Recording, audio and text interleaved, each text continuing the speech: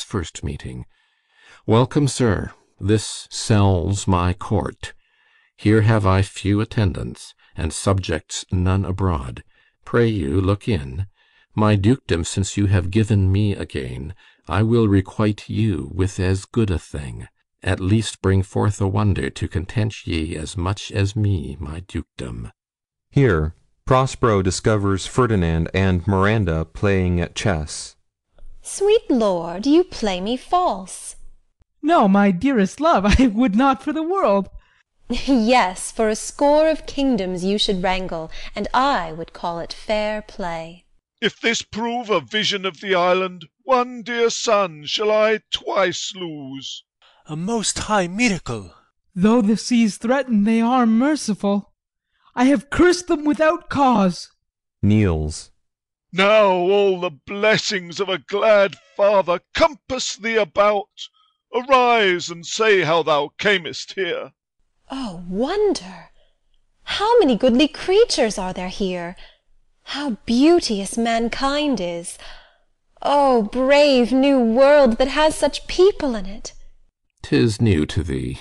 What is this maid with whom thou wast at play? Your eldest acquaintance cannot be 3 hours. Is she the goddess that hath severed us, and brought us thus together? Sir, she is mortal, but by immortal providence she's mine.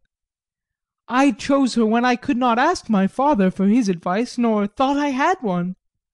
She is daughter to this famous Duke of Milan, of whom so often I have heard renown, but never saw before, of whom I have received a second life, and second father this lady makes him to me.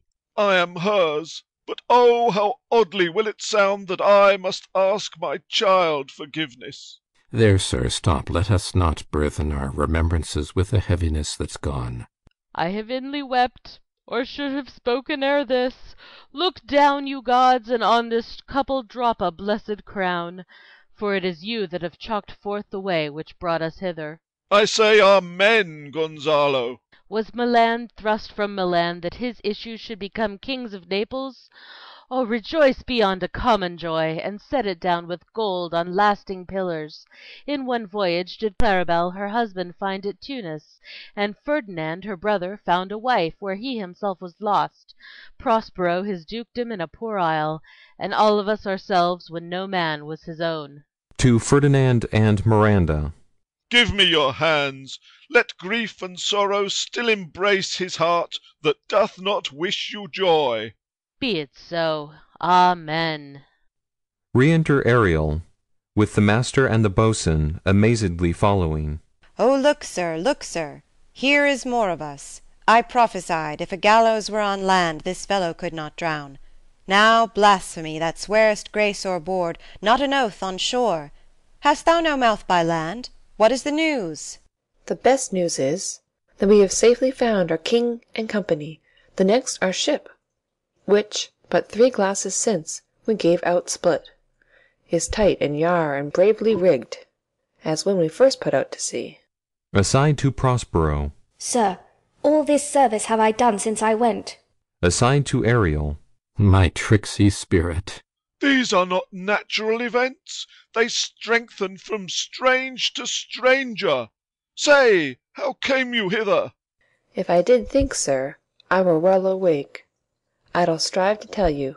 We were dead of sleep, and, how we know not, all clapped under hatches, where, but even now, with strange and several noises of roaring, shrieking, howling, jingling chains, and more diversity of sounds, all horrible, we were awaked straightway, at liberty, where we, in all her trim, freshly beheld our royal, good, and gallant ship, our master, capering to eye her, on a trice, so please you, even in a dream, were we divided from them, and were brought moping hither. Aside to Prospero. Was't well done? Aside to Ariel. Bravely, my diligence, thou shalt be free. This is as strange a maze as e'er men trod, and there is in this business more than nature was ever conduct of. Some oracle must rectify our knowledge. Sir, my liege, do not infest your mind with beating on the strangeness of this business. At picked leisure, which shall be shortly, single I'll resolve you, which to you shall seem probable, of every these happened accidents. Till when, be cheerful, and think of each thing well. Aside to Ariel. Come hither, spirit. Set Caliban and his companions free. Untie the spell. How fares my gracious sir? There are yet missing of your company some few odd lads that you remember not. Re-enter Ariel, driving in Caliban, Stephano, and Trinculo, in their stolen apparel.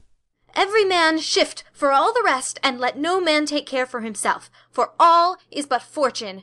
Coraggio, bully monster, coraggio! If these be true spies with which I wear my head, here's a goodly sight. Oh, Setebos, these be brave spirits indeed. How fine my master is! I am afraid he will chastise me. Ha ha! What things are these, my lord Antonio? Will money buy 'em? Very like. One of them is a plain fish, and no doubt marketable. Mark but the badges of these men, my lords, then say if they be true. This misshapen knave, his mother was a witch, and one so strong that could control the moon, make flows and ebbs, and deal in her command without her power. These three have robbed me, and this demi-devil, for he's a bastard one, had plotted with them to take my life. Two of these fellows you must know and own. This thing of darkness I acknowledge mine. I shall be pitched to death. Is not this Stephano, my drunken butler? He is drunk now. Where had he wine? And Trinculo is reeling ripe. Where should they find this grand liquor that hath gilded them? How camest thou in this pickle? I have been in such a pickle since I saw you last. I fear me will never out of my bones. I shall not fear fly-blowing. Why, how now, Stephano? Oh, touch me not! I am not Stephano, but a cramp. You'd be king of the isle, sirrah. I should have been a sore one then. This is a strange thing as e'er I looked on. Pointing to Caliban. He is as disproportioned in his manners as in his shape. Go, sirrah, to my cell. Take with you your companions. As you look to have my pardon, trim it handsomely. Ay, that I will. And I'll be wise hereafter, and seek for grace. What a thrice double arse was I to take this drunkard for a god, and worship this dull fool.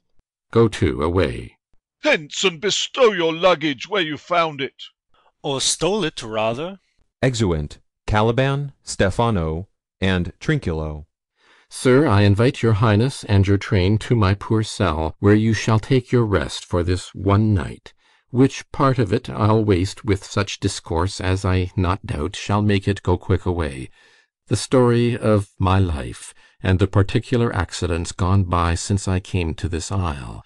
And in the morn I'll bring you to your ship, and so to Naples, where I have hope to see the nuptial of these our dear beloved solemnized, and thence retire me to my Milan, where every third thought shall be my grave. I long to hear the story of your life, which must take the ear strangely.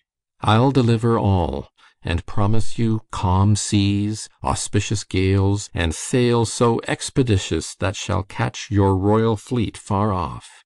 Aside to Ariel. My Ariel chick, that is thy charge. Then to the elements be free, and fare thou well.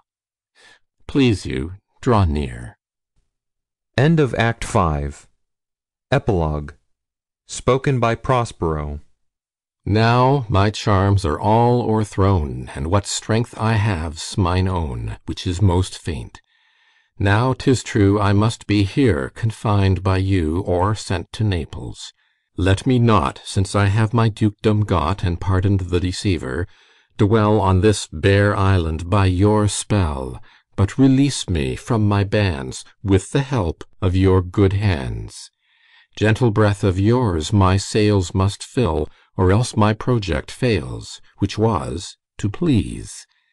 Now I want spirits to enforce, art to enchant, and my ending is despair, unless I be relieved by prayer, which pierces so that it assaults mercy itself and frees all faults. As